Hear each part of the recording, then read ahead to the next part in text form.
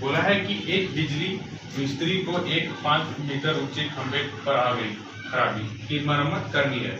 मरम्मत का काम करने के लिए उसे खंभे के शिखर से 1.3 मीटर नीचे एक बिंदु तक वहां पहुंचना चाहती है। यहां तक पहुंचने के लिए प्रयुक्त सीढ़ी की लंबाई कितनी होनी चाहिए जिससे वह 36 से 60 डिग्री के कोण से झुकने पर वह अपेक्षित स्थिति तक पहुंच जाए।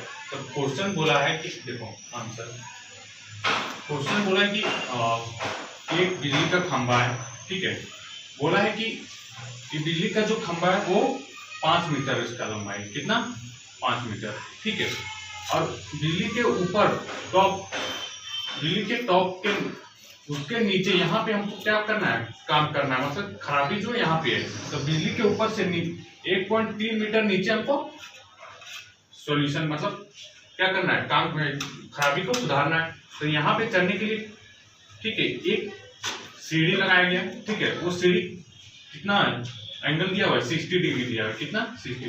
तो ये सीढ़ी का लंबाई फाइंड करना है। तो अगर ये पूरा पोल 5 मीटर है तो यहाँ से यहाँ का डिस्टेंस लंबाई दिया 1.3, तो यहाँ से यहाँ का लंबाई क्या हो जाएगा 3.7 मीटर, कितना 3.7। हम लेट कर लेते हैं इसको, ए बी सी और डी, कोई दिक्कत, ठीक है।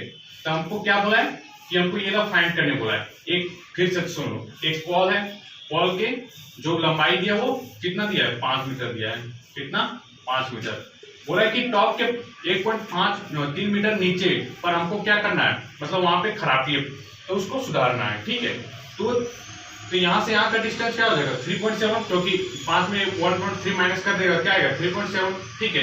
एंगल जो दिया हुआ है उस एंगल पे जो क्या लगाया हुआ है, ठीक है, सीढ़ी वो 60 दिया है और ये हमको फाइंड करना है। तो देखते हैं, तो P दिया हुआ है, H निकालना है। तो क्या हो गया P H, तो कौन सा लिखेंगे साइन थीटा, थीटा जगह थीटा क्या दिया एंगल 60 डिग्री, 60 इक्वल टू 3 और B D by D C. Sine 60 का वैल्यू क्या होता है √3/2 और बी डी कितना है, बी से यहाँ डी कितना है 3.7 और डी सी एक्स मान लेते हैं एक्स, ठीक है। क्रॉस मल्टीप्लाई कर दो, सॉल्व कर दो, ठीक है। क्या हो जाएगा x √3x और 3.7 इंटू 2 बाय √3, ये चीज, ठीक है। आप देखो अब ये जब मल्टीप्लाई करेंगे 3.7 इंटू 2 को जब मल्टीप्लाई करेंगे तो कितना आएगा 7.4 आएगा, कितना आएगा 7.4, ठीक है। हाँ 7.4, ठीक है। बाय कितना हो गया √3, तो √3/√3 इसको लिख सकते हैं। x इक्वल टू क्या हो गया 7.4 √3/3, ये मेरा आंसर हो गया। ये जो दिया लंबाई, ये इसका लंबाई निकल गया यहाँ से, कोई दिक्कत। क्वेश्चन नंबर, ठीक है। अब देखिए नेक्स्ट क्वेश्चन आते हैं। बोला है क्वेश्चन क्या बोला है कि 1.5 मीटर लंबा एक प्रेक्षक की चिमनी से 28.5 मीटर की दूरी पर है, तो उसकी आंखों से चिमनी की शिखर की पुण्य कोण 45 है, तो चिमनी की ऊंचाई ज्ञात कीजिए। तो भट्ठा देखा ना, भट्ठा चिमनी, तो ये चीज का ऊंचाई दिया हुआ है, ठीक है। यहाँ एक व्यक्ति खड़ा है, ठीक है, वो वहां से देख रहा है, उसका हाइट जो व्यक्ति का दिया हुआ है, ठीक है, हाइट का कितना दिया है 1.5 मीटर, कितना 1.5, तो यहाँ भी क्या हो जाएगा 1.5 हो जाएगा, कोई दिक्कत। अब बोला है इस जो यहाँ पे जो व्यक्ति है वो इस चिमनी ऐटा को चिमनी को देख रहा है, तो नीचे से ऊपर देख रहा है, ये चीज कितना एंगल से, एंगल दिया हुआ है 45 डिग्री से, कितना 45 डिग्री। और बोला है कि चिमनी का जो है और वो व्यक्ति जो है उसका जो दूरी है वो कितना है 28.5 मीटर, कितना 28.5, ये भी क्या हो गया 28.5 मीटर, कोई दिक्कत। तो हमको क्या बोला है कि यहाँ इस चिमनी का शिखर ज्ञात करने बोला है, ठीक है। चिमनी के शिखर का ऊंचाई कौन 45, चिमनी की ऊंचाई ज्ञात करने बोला। तो कैसे, तो पहले हम लोग लेट करते हैं ए बी सी डी और ई, कोई दिक्कत, ठीक है। तो हमको क्या निकालना है, ये निकालना है, ये दिया हुआ है, ठीक है। तो हम लोग देखो इसको क्या मान लेते हैं, ए बी को x मान लेते हैं, कोई दिक्कत। तो ए तो क्या है, ये बेस दिया हुआ है और p निकालना है, तो क्या होता है p बाय h क्या होता है 10, तो 10 थीटा, थीटा की जगह क्या दिया एंगल 45 डिग्री, 45। तो हम लोग लिख सकते हैं ए ई बाय ई बी, कोई दिक्कत, ठीक है। A B by B C लिख सकते हैं, बी सी, चलिए ए बी बाय हाँ ई बी, कोई दिक्कत। तो 1045 का वैल्यू क्या होता है 1 होता है कि नहीं। तो ए कितना दिया, ए क्या लेट किए एक्स लेट किए, ई डी क्या है 28.5 मीटर, ठीक है। तो एक्स का वैल्यू क्या आ जाएगा 28.5, ठीक है। तो ये यहां से यहां का पता चला, ठीक है। ए से ई तक का कितना 28.5, ठीक है। लेकिन पूरा जो ऊंचाई है वो यहां से लेकर यहां तक है ना, बी तक है, ए से बी तक का। तो ए से बी तो क्या हो जाएगा ए प्लस ई बी।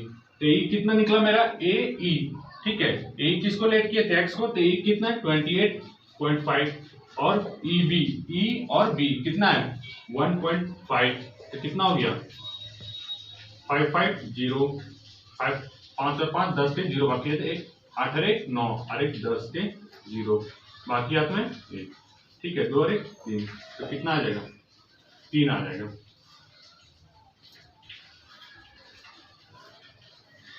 अट्ठाईस और 1 30, ठीक है 30 मीटर, यही आंसर।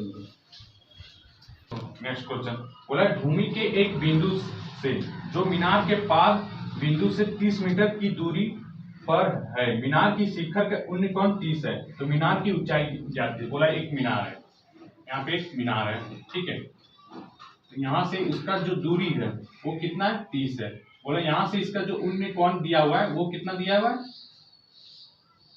30 दिया हुआ है, ठीक है। और यहाँ से यहाँ का भी जो दूरी दिया हुआ वो 30 मीटर है। तो हमको ये जो क्या बोला है मीनार का ऊंचाई ज्ञात करने है।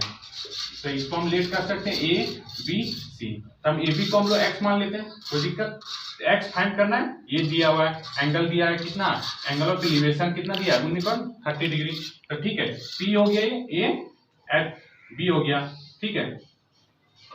तो क्या हो जाएगा 10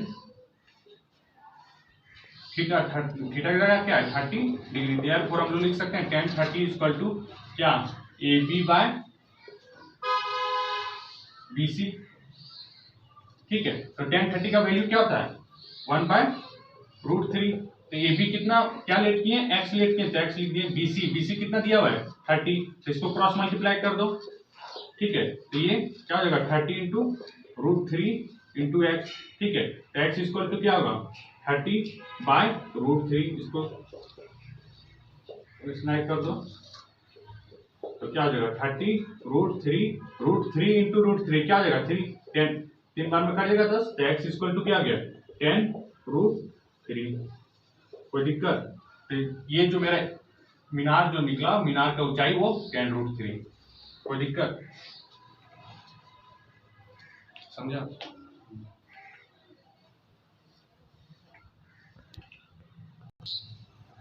देखो भूमि, नेक्स्ट क्वेश्चन में आते हैं। भूमि से 60 मीटर की ऊंचाई पर एक पतंग उड़ रही है। पतंग की लगी डोरी को अस्थायी रूप से भूमि के एक बिंदु से बांध दिया गया है।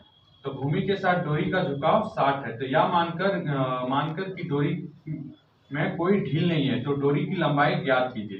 बोला है कि एक पतंग उड़ रहा है, ठीक है। तो ये तो पतंग का जो पतंग उड़ रहा है भूमि से कितना डिस्टेंस है 60 मीटर, ठीक है।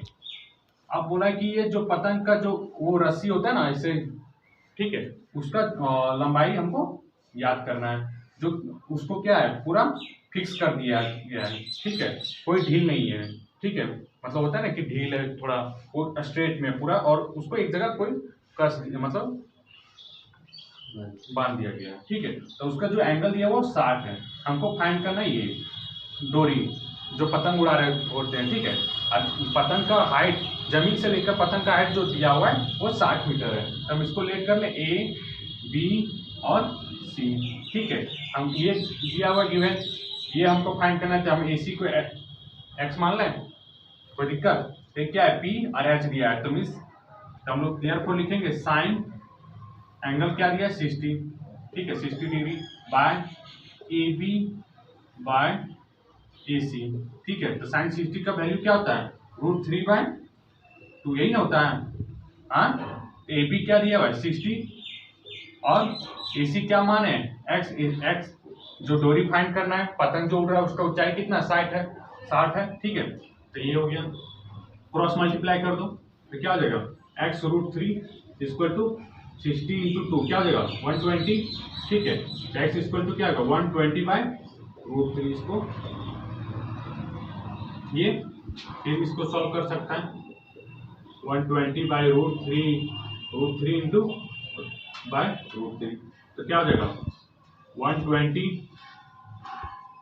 √3 इंटू √3 क्या हो जाएगा 3 और √3, तो कितना हो जाएगा 60।